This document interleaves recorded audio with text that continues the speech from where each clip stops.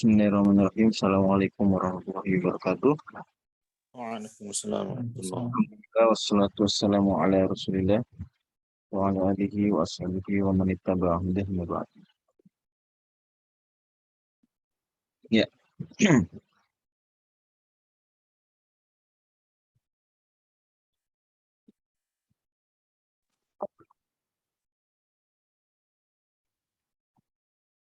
Ini adalah pertemuan lanjutan kita mengkaji kitab Lughul Ushul karya Syekhul Islam Zakaria Al-Ansari yang wafat tahun 926 Hijriah. Mudah-mudahan Allah Subhanahu wa taala selalu merahmati beliau, para ulama kaum muslimin termasuk guru-guru kita. Amin ya rabbal alamin. Ini kita sudah sampai pembahasan di masalah baru ya. Masalah baru. Walaupun sebenarnya di akhir kemarin masih ada yang belum selesai. Itu sampai sini terakhir, halaman 28 ya. Seingat saya. Benar ya? Sampai sini.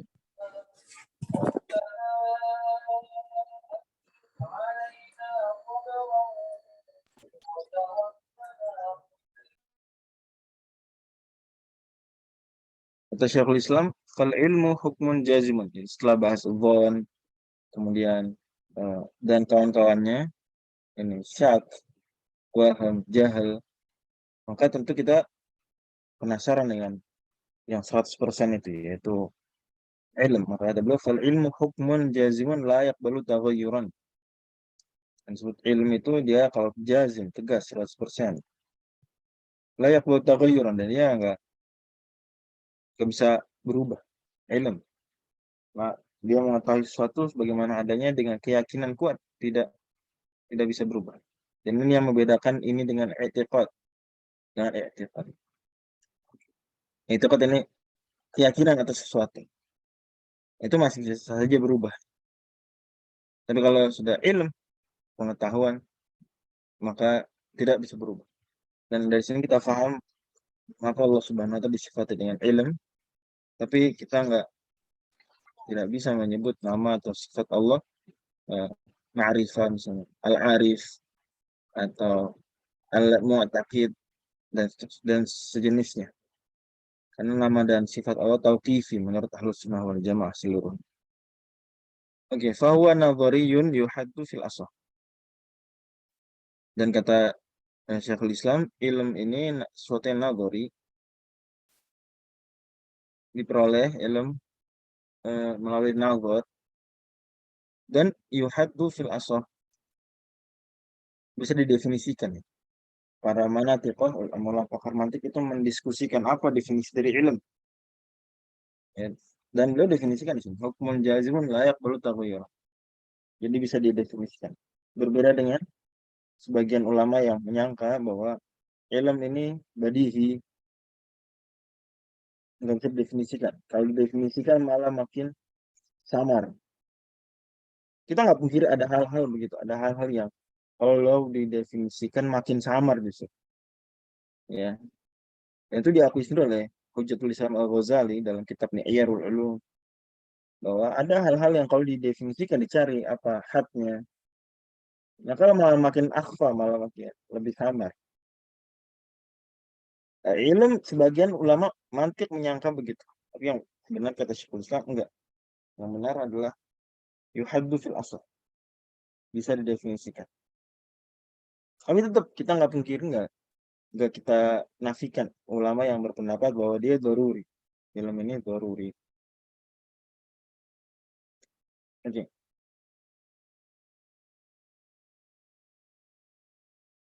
Qala al-muhaqqiqun, berkata ulama-ulama ahli tahqiq.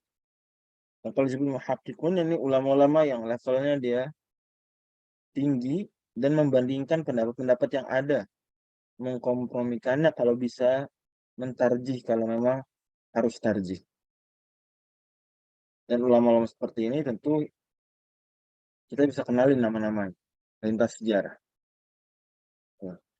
Ulama banyak, tapi ulama yang benar-benar menghimpun pendapat-pendapat yang ada, kemudian membandingkan, mentarjih kalau ditarjih, mengkompromikan kalau dikompromikan, dan sejenisnya, itu julukannya ulama-ulama muhaqqiqun. Kalau dalam madzhab Syafi'i kita kenal yang melakukan kerja besar seperti itu, misalnya sebut saja Imam Rafi'i, Al-Imam An-Nawawi.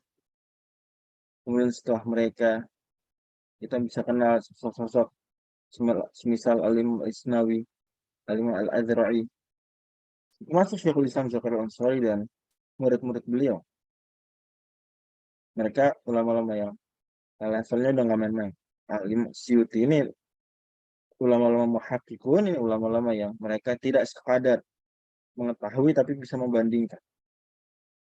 Kata mereka, qala al-muhaqqiqun la yatafawatu illa bikasratil muta'allaqati. Dan la yatafawat, domir huwa ini kan fa'ilnya apa? Huwa ya. Domir mustatir jawazan takdiruhu huwa.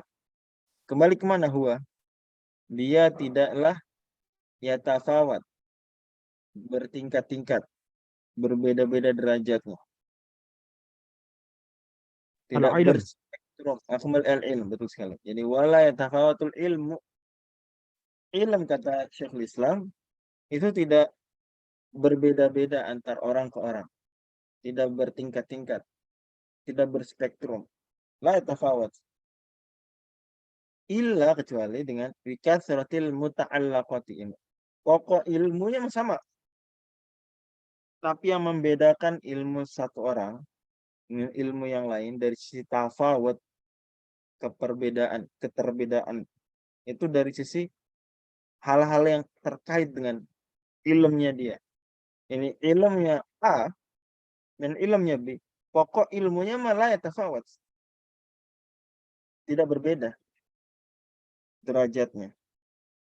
Tapi manakala ilmunya A itu terkait dengan 100 pengetahuan misalnya, 100 informasi. Ilmunya B terkait dengan 200 informasi. Pertanyaan saya, ilmunya A tadi kan 100, ilmunya B 200 informasi. Ya tafawut nggak? Berbeda nggak antara dari sisi banyak sedikit antara B dan A ilmunya? Berbeda, Ustaz. Berbeda. Tapi bukan berbeda ilmunya sama. Karena ilmu adalah apa tadi definisinya? Hukmun jazimun layak balu taghayyuran. Ya. Penilaian terhadap sesuatu secara tegas tidak bisa menerima perubahan, nggak berubah. Sama, A punya ilmu, B punya ilmu, tapi dari mana kita bisa bilang B lebih berilmu dari A? Padahal kan sama-sama 100%, ilmu 100% kan? Ya nggak? Ini B meyakini 100%, A meyakini 100%, tapi A meyakini 100% terhadap 100 informasi. B meyakini 100% terhadap 200 item, 200 informasi. Coba dari sisi pokok ilmunya. Beda nggak A dan B? Ini kalau A ilmunya 100%, kalau B 150, lebih yakin lagi dia. Begitu nggak? Nggak begitu. Enggak, ilmu sama karena sama-sama jazim 100%. Ketika kita katakan B a'lamu min A, ini Budi a'lamu min Agung, ya. Itu bukan pembahasannya, oh Agung ilmunya 100%, karena nggak dibilang ilmu kalau nggak 100%. Ini hukum jazimun layak balu taghayyuran. Kalau Budi, dari mana a'lamnya? Sama-sama 100% pasti. Oh, yang membedakan adalah bikatsratil muta'allaqat. Ini banyaknya hal yang diyakini 100% tersebut. Oke, mudah-mudahan bisa difahami. Wal jahlu, lawan dari ilmu jahlu. Apa dia? Intifa'ul ilmi bil maksudi fil asl. Itu nggak adanya ilmu. Jadi nol berarti, nol. Kalau masih ada sedikit, tapi di bawah 50% masih mending, waham. Kalau jahal nggak, intifa. Nggak ada sama sekali. Terhadap yang dimaksudkan, sedang membahas apa misalnya. Ini bisa aja orang jahil terhadap pembahasan toharoh, alim terhadap pembahasan sholat, mungkin saja. Tapi bahasan kita orang disebut jahil, kalau dia jahil, ketidaktahuan, ya terkait yang dibahas saja. Jahil terhadap pembahasan taharah. Tidak kita katakan dia kalau dia pintar masalah wudu, masalah sholat, dia kita nggak katakan jahil terhadap sholat. Kita sedang bahas biologi, dia bodoh dalam biologi tapi pintar kimia, kita bilang dia jahil dalam biologi. Intifal ilmi bil maksud, karena itu yang dimaksud kelas. Wasahu, apa bedanya dengan sahu kalau gitu? Kalau sahu dia tahu. Nah ini sudah pernah kita singgung ketika kita membahas tentang awaridul ahliyah kalau pinjam istilahnya Hanafiyah. Itu hal-hal yang kemarin membuat seseorang jadi mukalaf atau enggak. Nah, ini syurutut taklif, masih ingat ya? Syurutut taklif. Nah, sahu yang dimaksud adalah al-ghaflatu anil ma'lum. Ini bedanya dia dengan nisyan dan saudara-saudaranya. Kalau dia itu lalai aja dari sesuatu yang diketahui. Dia sudah tahu, cuma lagi lalai. Lalai. Oke. Dan ini bagian masih dari bagian muqaddimat, istilah-istilah sengaja Syekhul Islam bahas di awal-awal. Sama seperti kebiasaan usuliyin, mereka bahas yang seperti ini di awal-awal. Selanjutnya kata beliau mas'alatun al-asahu annal hasana ma yumdahu alih. Pembahasan husan dan kubah sudah kita bahas dulu sekali. Mudah-mudahan masih ingat. Ya. Di mana husan dan kubah. Kalau maknanya adalah tarattubu azam awil madah, ya, halan wa tarattubu as-sawab awil iqab ma'alan. Makna ketiga ya dari al-husan wal kubah. Itu syar'i apa akli? Coba di recall lagi. Syar'i. Syar'i. Ya, syar'ian, ya. Jadi apa yang syar'i, husan dan kubah yang dengan makna apa? Itu tarot tubuh al-madah awizam halan wa tarot tubuh as-sawab awil iqabi ma'alan. Ya, terpujinya seseorang atau tercelanya seseorang satu perbuatan yang dikerjakan seseorang sekarang di dunia, juga konsekuensi pahala buat dia, balasan kebaikan atau balasan keburukan kelak. Yang seperti ini syar'i. Makanya Syekhul Islam di sini kemudian tidak lagi bahas itu, karena sudah dibahas. Yang mau beliau bahas adalah tentang masalah madah dan zamnya. Dan beliau bahas ini baru setelah selesai bahas ahkam taklifiyah yang 7. Atau beliau sebut 6 ya. Maka sekarang masuk pembahasan. Dari wajib, mandub, mubah, khilaful aula, makruh tanzihan, makruh tahriman, dan haram.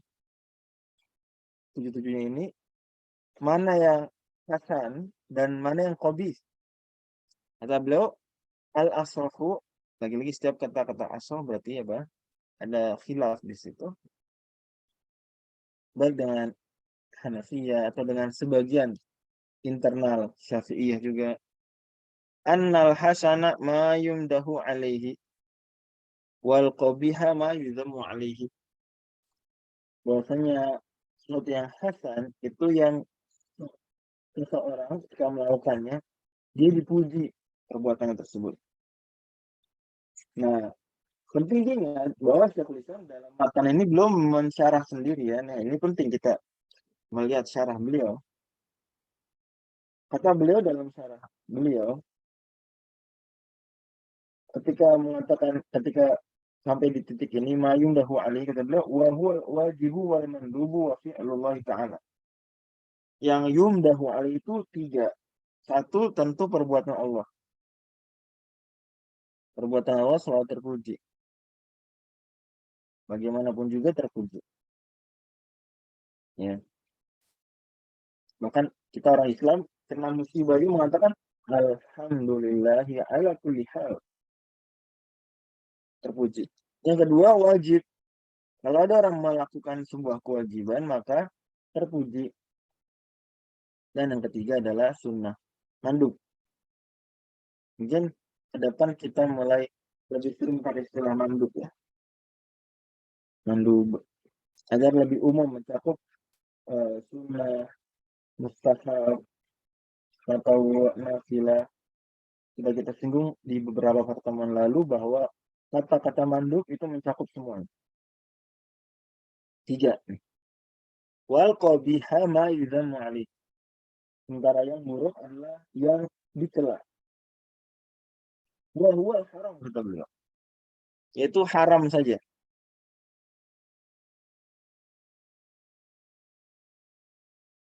Oh, makruh. Lafal aula qabih bukan? Kata beliau wa fama la wala wasitotun. Apa maksudnya fama la wala wasitotun? Apa maksudnya fama la wala? Apa ini? La hasan wal qabih. La Fama hasan. laisa. Iya betul. Fama laisa bila fama la yumdah. Begitu juga lebih enak. Ini udah fi'il ya. Dalam mudhari. Fama la yumdahu wala yulzamu alaihi. Fama la yumdahu alaihi wala yulzamu alaihi wasitotun.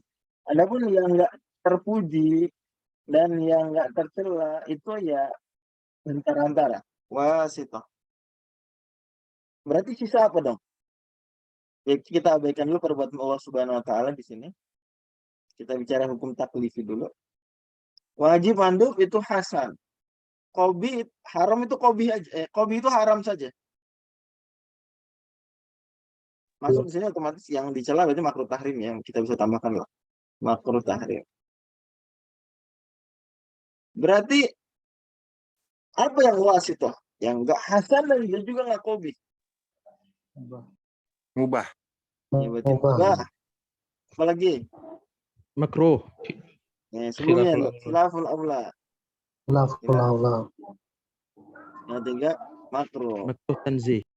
Makruh tanzih. Tentu kalau makruh disebut makruh saja maka otomatis tanzih ya. Ya. Itu wasitoh. Enggak hasan. Juga enggak qabih. Enggak hasan karena enggak dipuji. Orang kalau melakukan khilaful aula dipuji enggak? Mantap melakukan khilaful aula. Enggak. Orang tapi juga melakukan khilaful aula dicela enggak? Enggak tercela. Melakukan makruh tanzih saja enggak tercela. Enggak dicela. Karena kan pasangan celaan taratubul iqab. Ma'alan. Dia enggak dihukum, ya enggak? Kalau dihukum di akhirat di dunia juga enggak tercela. Dari sini kita paham betapa enggak mudahnya ya mengharamkan sesuatu. Enggak mudah. Dan ada kecenderungan orang tuh maunya hukum cuma 3 ya. Wajib, mubah, dan haram. Kadang-kadang ada kecenderungan seperti itu. Dia kurang suka yang abu-abu dan merah putih. Seperti mandu, seperti makruh. Kayak dikit-dikit makruh, dikit-dikit makruh. Ya emang gitu. Ini hukum fikih nggak cuma 3. Ya. Apa? Ya, Nabi melarang, tapi larangan tidak sampai titik tercela dia. Nah, hanya levelnya makruh. Demikian. Tapi beliau bilang ini ada khilafnya. Kita tahu itu dari kata-kata asli juga. Dan praktek nyata di kehidupan sehari-hari dari kaidah usuliyah ini adalah kita jangan terbiasa mencela orang ketika dia melakukan 3 hukum ini. Ada orang melakukan mubah kita cela. Ada orang melakukan makruh tanzih kita cela. Khilaful kita cela. Boleh kita nasihatin agar melakukan yang lebih baik. Tapi mencela enggak. Gitu ya. Oke. Dia wasitoh saja antara terpuji dengan tercela. Lanjut. Wa anna jaizat tarki laisa biwajib. Dan bahwasanya sesuatu yang tentu ini mau anna berarti masih al-asah. Wal asahu kata beliau bisa kita berikan begitu. Anna jaizat tarki sesuatu yang boleh ditinggalkan. Ya. Baik boleh dikerjakan juga ataupun enggak boleh dikerjakan. Pokoknya jaizat tarki coba. dari hukum-hukum ini ya. Mana yang boleh ditinggalkan?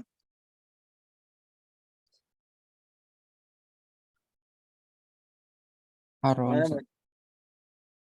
haram boleh tinggalkan? Iya boleh, karena malah wajib ya, tapi boleh intinya. Terus makruh tahrim otomatis, Makruh. makruh tanzih, khilaful aula, mandub. Iya. Jadi semua kecuali wajib. Kata beliau wa anna jaiza tarki laisa biwajib. Karena gini ada yang ini Syekhul Islam bawakan ini karena ada diskusi di kalangan usuliyin sendiri. Sesuatu yang boleh ditinggalkan, boleh nggak dikerjakan, itu tetap wajib. Tetap wajib. Isunya di mana isunya? Misalnya ketika pembahasan rukhsah. Ketika pembahasan rukhsah. Jangan perempuan haid lah. Musafir. Ya. Atau sakit lah. Orang sakit. Orang sakit, ya ketika sakit sudah memenuhi syarat, dia boleh nggak meninggalkan puasa? Boleh Ustaz. Boleh. Allah sendiri ambil amas di Quran. Ya. Man kana minkum maridun aw ala safarin fa iddatun min ayyamin ukhra. Dirinya dalatul iqtidanya fa aftara fa iddatun min ayyamin ukhra. Itu boleh. Dan itu ijma. Kalau sakit dia boleh nggak puasa. Nah, ketika memenuhi syarat sakit. Pertanyaan muncul. Itu puasa hukumnya apa buat dia? Apa hukum puasa buat orang sakit yang bersangkutan tuh? Wajib. Nah, ada bilang wajib kan? Nah, itu diskusinya di situ sebetulnya. Ini sebagian usuliyin bilang, oke, orang sakit boleh tidak puasa, tapi puasa tetap wajib atas dia. Nah, problem menurut Syekhul Islam dan ulama usuliyin yang sejalan dengan beliau. Kenapa? Karena seperti kontradiktif. Kalau wajib, boleh tinggalin nggak? Harusnya nggak boleh Ustaz. Boleh.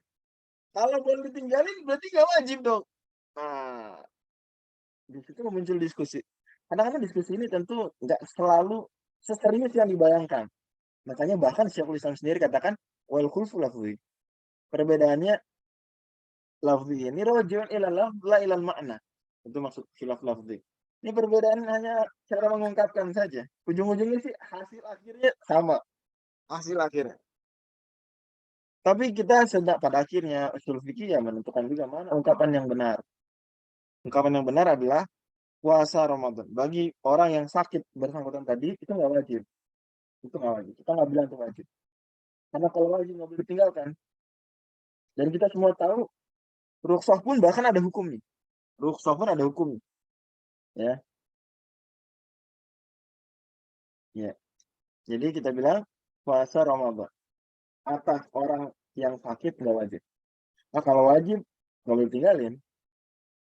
Ya, maka boleh juga yutar wajib. Dari mana sisi khilaf lafzinya? Ujung-ujungnya adalah sebagaimana dijelaskan oleh Imam Jalal Al-Mahalli dalam Al-Badr Thaliyah atau dalam syarah beliau terhadap Jamul Jawami adalah karena ujung-ujungnya semua tahu bahwasanya kalau orang yang sakit ini nggak puasa boleh makan dan nanti dia wajib qadha.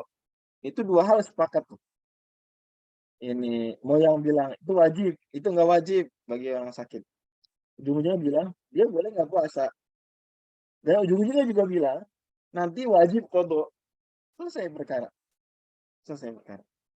Ini secara hasil akhir buahnya itu perbedaannya nggak menghasilkan faidah. Tapi pada akhirnya kita perlu mencari ungkapan dan narasi terbaik. Maka kata beliau, jaiz tark laisa biwajib. Wa annal manduba, sebentar ada yang bilang. Ya ada pertanyaan bagus dari saudara Rafiq. Bukankah makruh kebalikan sunnah? Kalau sunnah dikatakan terpuji, kenapa makruh tidak dicela? Ya.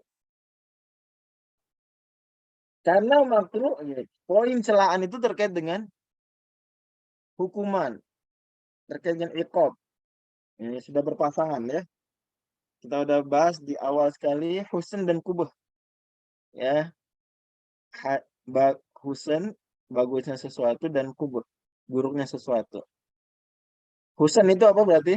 Taratubul madah, pujian di dunia dan balasan kebaikan di akhirat.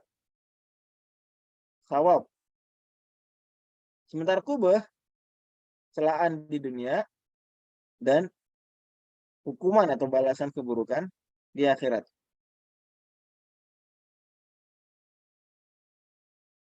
Dari definisi makruh yang sudah dibahas, semua sekali lagi bisa saja kembali ke definisi. Makanya di sini ada asroh, karena ulama pun beda pendapat. Ya, ulama beda pendapat. Ketika mendefinisikan makruh dilihat. Nah, kita kalau lihat lagi definisi makruh, coba teman-teman lihat definisi makruh yang beliau bawakan. Itu tidak bahas soal dia dicela atau tidak, enggak. Hanya tolaknya apa? Tolak jazim atau nggak jazim. Terus tolaknya Maksudan fi'il gitu. atau kaf. Fi'il atau kaf. Kemudian maksud atau biar maksud. Itu bahasannya. Suaranya terputus-putus. Oke, saya ulang lagi. Ya, Jadi samar kadang Ustaz. Oke, saya ulang lagi ya. Jadi Syekhul Islam Zakaria Al-Ansari sudah kita bahas di awal sekali. Itu ketika mendefinisikan hukum-hukum taklif, beliau tidak menyinggung masalah pujian. Ya, bahkan nggak menyinggung masalah hukuman juga. Ya, beliau hanya menyinggung masalah apakah tolaknya itu tolak fi'il atau tolak tark. Ya, kaf. Kemudian apakah dia jazim atau enggak jazim? Apakah dia maksud atau enggak maksud? Cuma itu. Kita kalau lihat definisi-definisi makruh sebagian para ulama, ada yang definisinya ma yuzamu fa'iluhu. Mak. Iya. Enggak, ma yumdahu tarikuhu wa la yuzamu fa'iluhu. Pernah lihat nggak ada yang mendefinisikan begitu? Ada Ustaz. Ada ya. Di mana itu? Maka muncul pembahasan seperti muncul.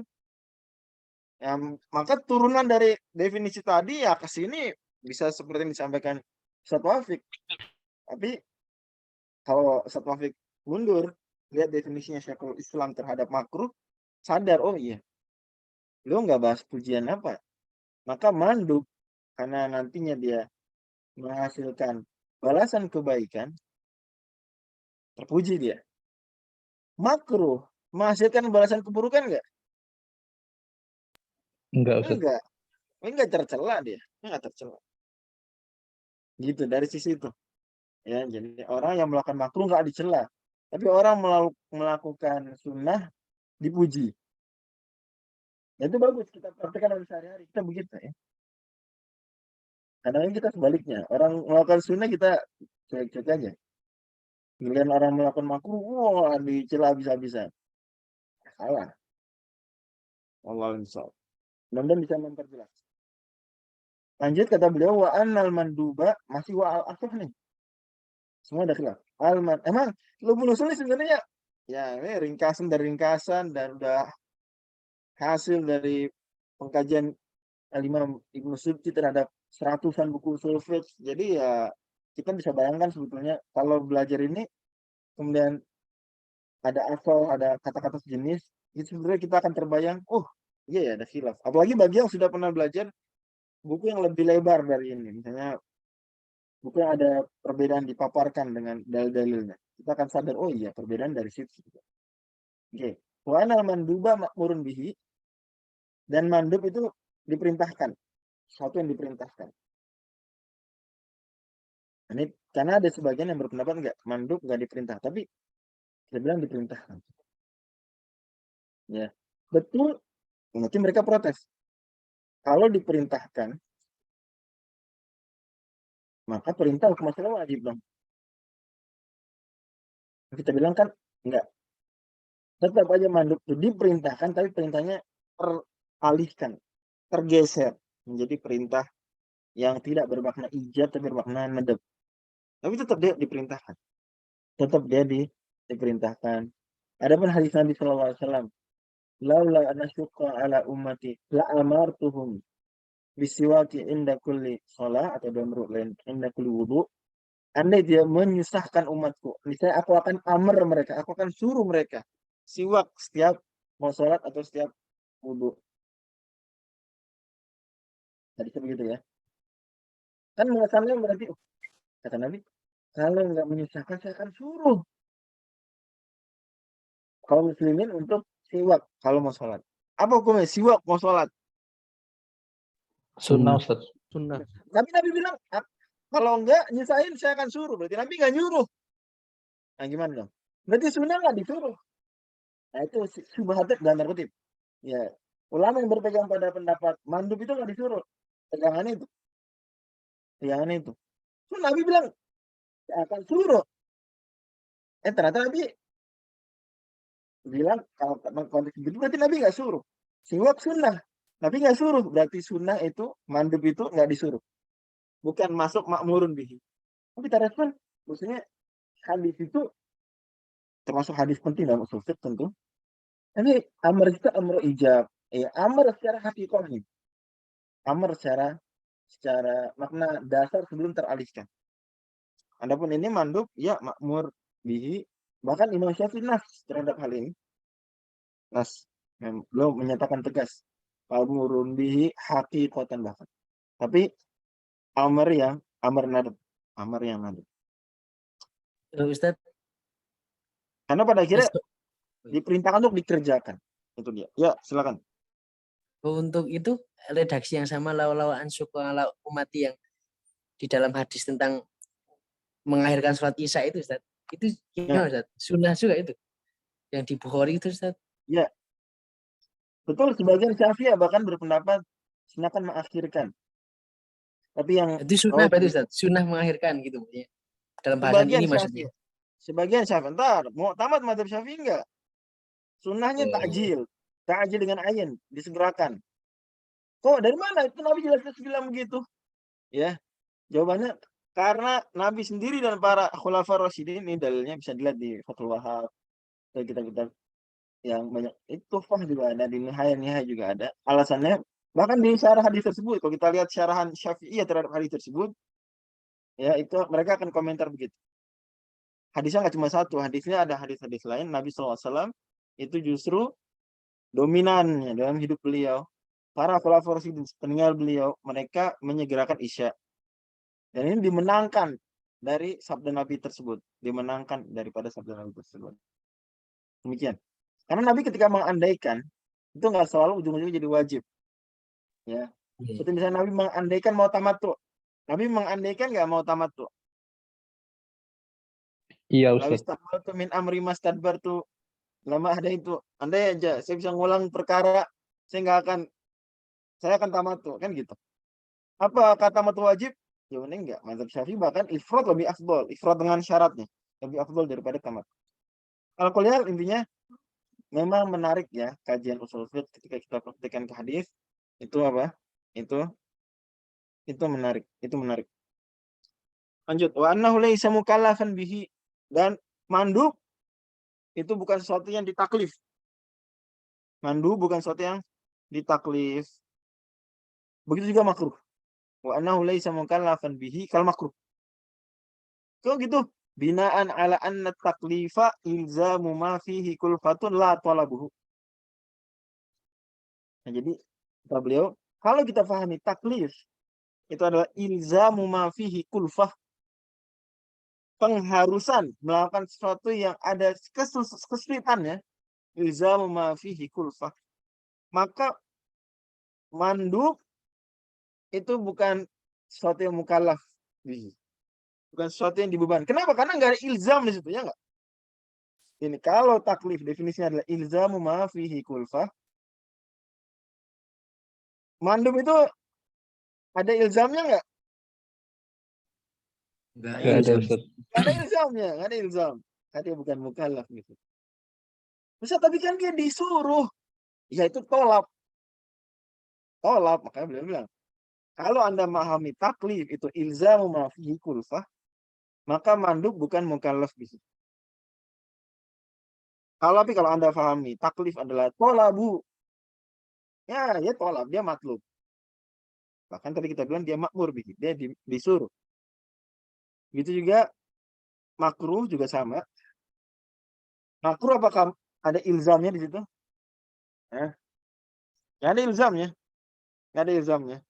Maka kita nggak bisa bilang makruh itu mukallaf bihi. Makruh mukallaf bihi. Karena nggak ada ilzamnya.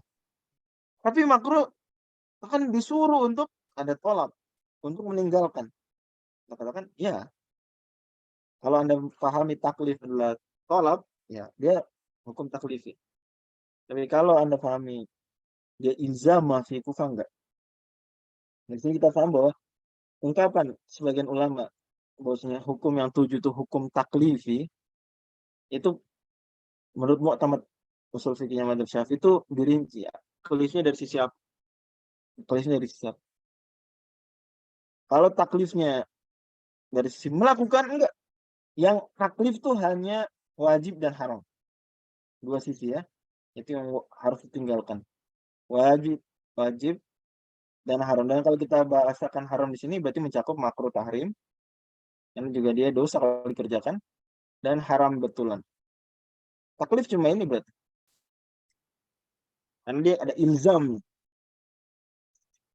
Terus sunnah bukan hukum taklifi. Dari sisi dia ilzam ma bihi fihi kulfa bukan hukum taklif. Tapi tetap dia taklifi sebagaimana dijelaskan oleh Imam Jalaluddin Al-Mahalli dalam Syarah Terhadap Jawami Jawami, bahwa dia taklifi juga. Dari sisi kita meyakini kesunahan. Mubah taklifi juga. Dari sisi apa? Kita meyakini kemubahannya. Makanya kita ingat dalam Al-Arba'in Nawawi ya. Hadis 22 ya. Sahabat nanya ke Nabi. Araita idza sholaitul maktubat wa sumtu Ramadan wa ahlaltul halala wa haramtul harama a'adkhulul jannah. Ada hadis itu ya. Kata Nabi apa? Qala na'am. Nabi bilang iya. Kemudian Imam Nawawi masih dalam matan, beliau menjelaskan makna ahlaltul halala dan makna haramtul haram. Apa maksud dari ahlaltul halal? Fi'luhu mu'taqidan Fa'altuhu mu'taqidan hillahu. Nah, tentu fa'altuhu di sini bukan qaid ya, nggak bisa dicari mafhum mukhalafahnya, nggak harus. Ahlaltul halal itu melakukan nggak harus. Tapi yang penting mu'taqidan hillahu. Nah, ilzamnya dari sisi i'tiqad. Meyakini dia mubah, meyakini dia makruh, meyakini dia khilaful aula. Dari sisi ilzam untuk ditinggalkan, dari sisi harus tinggalkan, maka bukan taklif. Jadi sah dibilang 7-7-nya hukum taklif, sah. Begitu juga sah kita bilang yang taklif hanya wajib, dua sisi, paling atas wajib dan paling bawah. Haram yang mencakup makruh tahrim dan haram. Allah bisa. Oke, kita bersih-bersih dulu.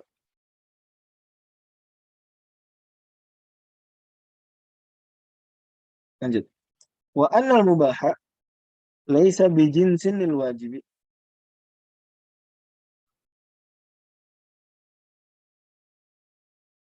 Dan maksudnya mubah itu tidak sejenis dengan wajib. Saya pernah dengar seorang ulama besar lah di Indonesia. Salah satu ulama besar di Indonesia hari ini. Itu mengatakan sebenarnya mubah juga wajib. Ya. Tapi belum sebutkan sisinya. Dari sisi kalau ada orang dia nggak meninggalkan haram kecuali dengan melakukan mubah, maka mubah wajib karena mubah dengan dia mubah. Umpama dia kalau hari ini nggak tidur cepat habis isya langsung tidur, dia bakal keluyuran malam mingguan. Dan itu perbuatan ya, keluyuran malam mingguan dalam konteks yang mengandung dosa. Dan itu haram. Tidurnya dia pada dasarnya setelah isya, oke kita baikkan menyegerakan ya, langsung terus setelah isya itu kan sunnah. Tapi tidurnya aja lah. Tidurnya dia malam minggu, malam ahad tidur, kan hukumnya apa pada asalnya? mubah. Ya enggak? Ya mubah.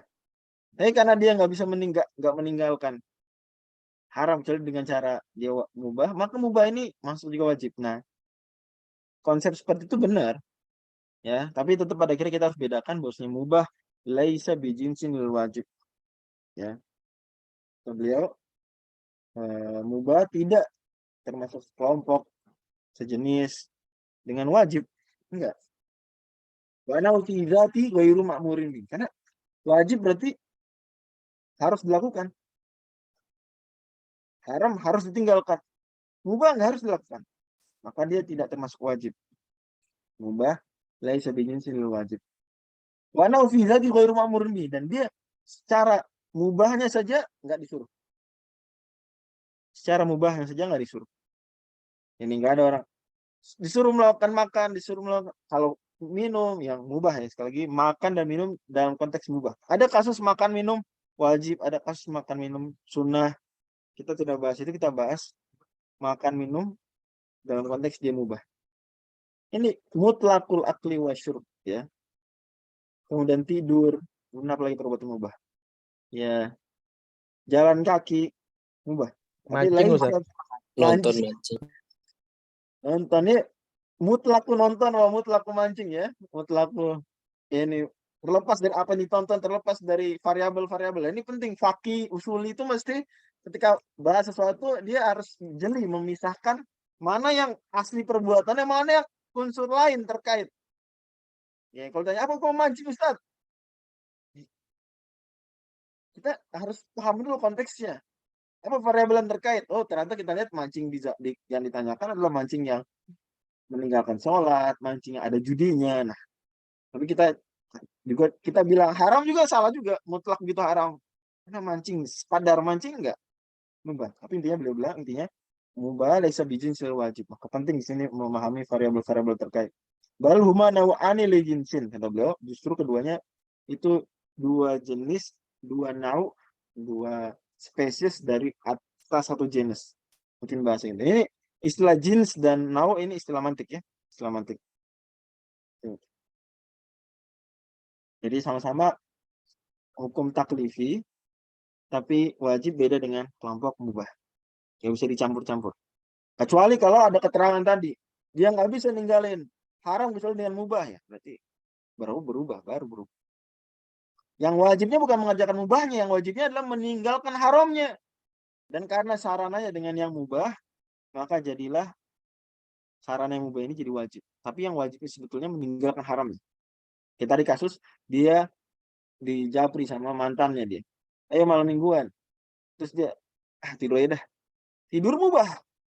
Yang meninggalkan haram itu wajib. Meninggalkan haram. Dia meninggalkan haram dengan cara tidur supaya punya alasan setidaknya, misalnya kalau besok kenapa nggak jawab, kenapa nggak respon, udah tidur. Maka itulah yang dimaksud kaidah para ulama, laitimul wajibul lebih fawajib dan sejenis. Wa ana fi dzati ghairu ma'murin bihi. Dia sendiri nggak makmur. Tapi tetap kalau gitu ibahah hukum syar'i bukan? Dia tetap hukum syar'i. Wa ana ibahah hukum syar'i. Karena kita tidak mendapatkan ibahah kecuali dengan dalil syar'i. Kita nggak bisa mendapatkan ibahah kecuali dengan hukum syar'i. Maka dia termasuk hukum syar'i. Dan ini kembali ke pembahasan awal sekali tentang masalah apa? Hukum segala sesuatu sebelum ada taklif. Hukum segala sesuatu sebelum ada syarat. Tapi pada akhirnya kata beliau wal khulfu lafzi. Ya, khulfu lafzi. Ini perbedaannya dalam kasus yang pertama, kasus kedua, kasus ketiga, khilaf lafzi. Ya, pada akhirnya kalau kita beri keterangan tambahan, keluarlah hukumnya mubah itu wajib. Keluarlah hukumnya mubah itu disuruh. Ini harus ada keterangan tambahan, kata beliau. Ya. Dalam kasus yang ke-1 dan kedua sudah jelas. Tapi dalam kasus ketiga, ibahah hukum syar'i, kata beliau, fali annad dalilaini lam yatawarada ala mahallin wahid. Nah, kita harus baca sebelumnya lagi, li annahat takyiru bainal fi'li wa tark al mutawaqqifu wujuduhu kabaqiyatil ahkami ala syar'i. Karena pada akhirnya ibahah itu kan pemberian pilihan. Pemberian pilihan itu khitab. Khitab hanya berasal dari syarat. Ya, pemberian pilihan. Silakan. Takhir itu khitab. Maka dia hukum syar'i. Maka nggak bisa kita menetapkan kebolehan kecuali dengan landasan syar'i. Kecuali dengan landasan syar'i. Hatta istishab itu juga landasan syar'i. Istishab itu landasan. Tapi wal khulfu lafzi kata beliau pada akhirnya khilafnya lafzi. Yang bilang enggak dia bukan hukum syar'i karena udah asalnya boleh. Ya, kembali ke konsep istishab yang dianggap terlepas dari hukum syar'i. Dan itu kembali ke perdebatan masalah hukum segala sesuatu sebelum ada syarat. Wa anal wujuba idza nusikha bakil jauz. Ini yang paling kunci ini sebenarnya dari pengajian kita malam ini. Afwan Ustaz, tanya dulu Ustaz. Oke, silakan. Yang wal khulful lafzi itu untuk wa annal ibahata hukmun syar'i atau untuk Nah, ketiga? untuk tiga-tiganya. Untuk tiga-tiganya. Kita Syekhul Islam fil masa ini salah tiga-tiganya. Ya. Jadi Syukur, Ustaz. baik mubah laisa bijinsil wajib tadi sudah saya singgung. Dia kalau dikasih keterangan, mubahnya dikasih keterangan, bisa aja jadi wajib, bisa jadi satu kelompok. Ya. Makanya ada yang bilang, oh dia sejenis. Kenapa? Karena baik. Jadi gini, yang sejenisnya. Seolah-olah perbuatan itu ada dua. Yang bilang sejenis itu gimana landasannya? Perbuatan ada dua. Diizinkan untuk dilakukan. Dan apa lawannya? Tidak diizinkan. Ya. Yang tidak diizinkan apa? Haram. Yang diizinkan wajib, mandub, mubah gitu ya. Minimal ini lah dulu lah. Gitu kan. Diizinkan. Bahkan kita turunkan juga khilaful aula diizinkan kan? Khilaful aula apa lagi? Makruh, tanzi diizinkan. Haram tentu mencakup makruh tahrim. Nah, ini pembahasan di sini. Mubah itu dan wajib sekelompok nggak? Kalau dari sudut pandang ini, sekelompok nggak? Dari sudut pandang ini. Kelompok, Ustaz. Sekelompok. Satu jenis.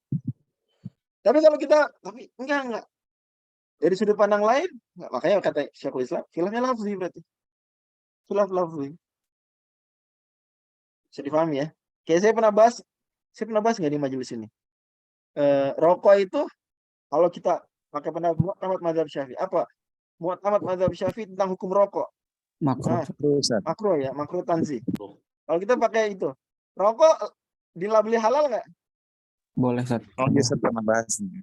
Ini iya udah pernah saya bahas kan. Ini halal tuh apa maksud Anda halal? Mubah, maka rokok nggak mubah. Atau tidak haram yang penting. Halal tidak haram. Ya berarti rokok halal. Gitu ya. Begitu, mirip-mirip begitu. Khuluf lafzi. Khuluf lafzi. Juga sama di sini poin kedua. Mubah itu disuruh apa enggak? Mubah itu disuruh atau enggak? Ya. Dari sudut pandang yang dipakai oleh Syekhul Islam sebagai pendapat mu'tamad mazhab Syafi'i. Ya, gue ma'murun bihi. Orang ada dikasih pilihan kok, bukan disuruh. Tapi sebagian ulama bilang, dia disuruh. Kenapa? Kok gitu? Karena orang nggak ninggalin haram kecuali dengan melakukan wajib, mandub, mubah, khilaf ulama makruh. Ini orang supaya ninggalin haram dan makruh tahrim gimana? Mau nggak mau ngerjain satu dari yang di atas ini kan? Ya nggak? Berarti Iya, Ustaz. ya, berarti kita disuruh melakukan mubah. Disuruh melakukan khilaf aula, disuruh melakukan makruh, tanzih supaya terhindar dari haram. Disuruh kita. Kawan kita yang tadi itu di Japri mantannya malam minggu supaya jalan-jalan lagi. Dia tidur aja deh. Tidur aja.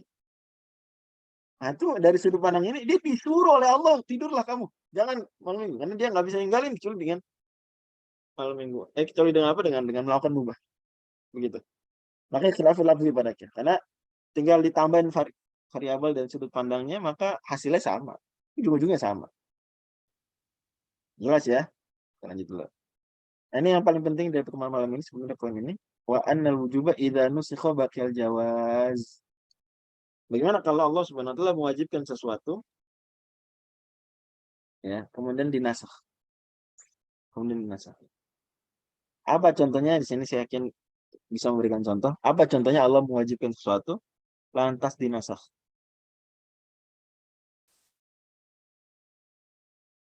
Apa contohnya misalnya?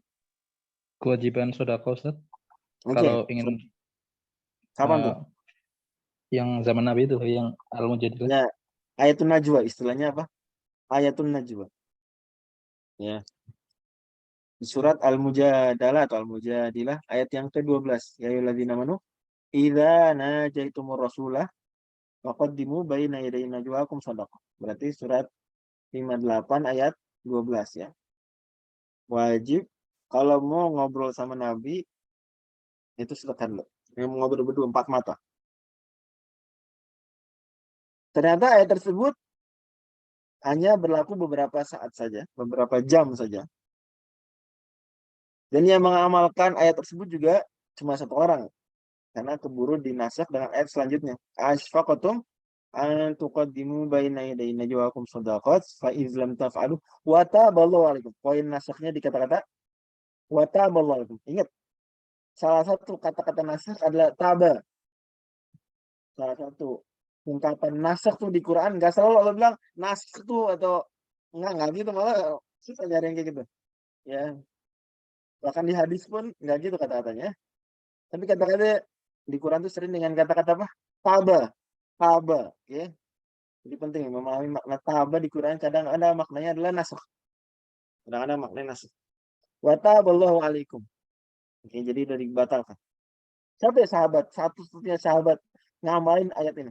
Kewajiban sedekah sebelum ngobrol berdua dengan Nabi.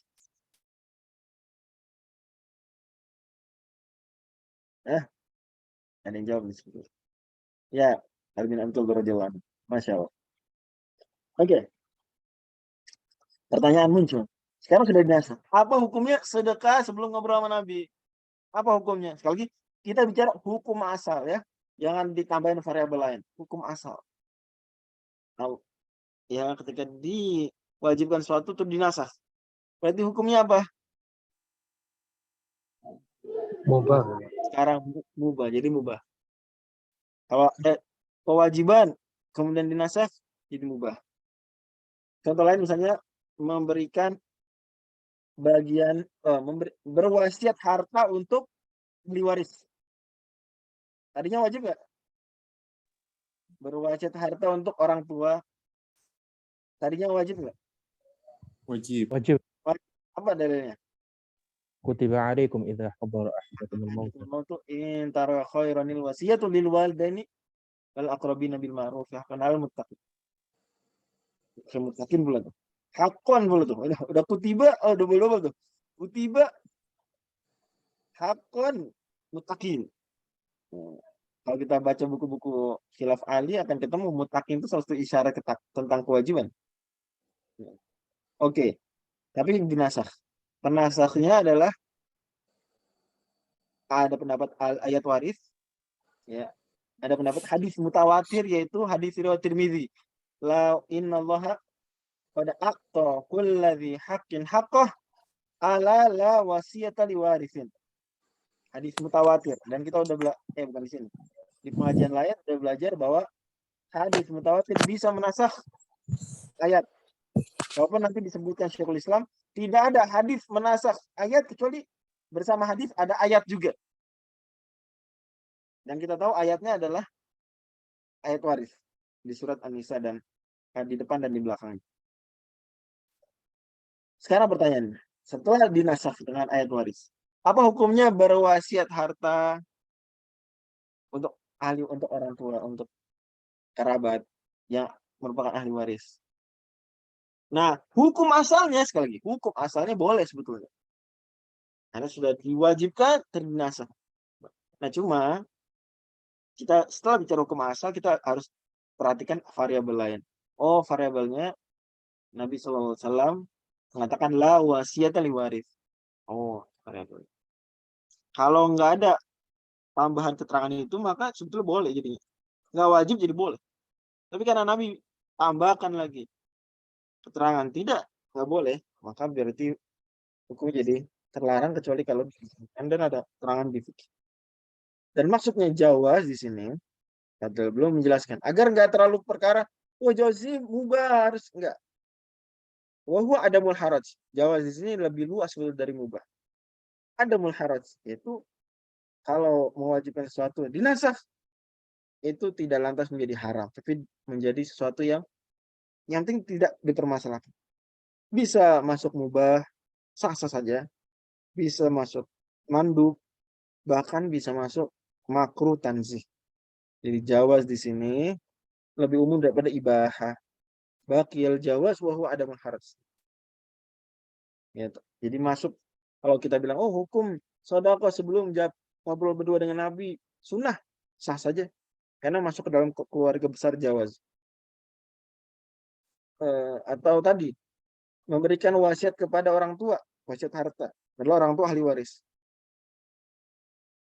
Ya, hukum asalnya ya boleh, cuma ya karena ada dalil lain maka jadi terlarang. Dan seterusnya. Wallahu a'lam bishawab. Kalau ada pertanyaan lagi boleh, silakan. Tanya Ustaz, ini Ya, silakan. berkaitan dengan masalah sebelumnya. Apa beda al-jahlu dengan i'tiqadun fasid? Oke. Kita naik dulu ya. Sini.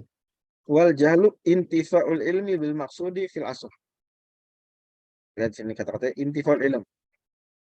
Sementara i'tiqad ya, dia itu ada kata-kata jazimnya.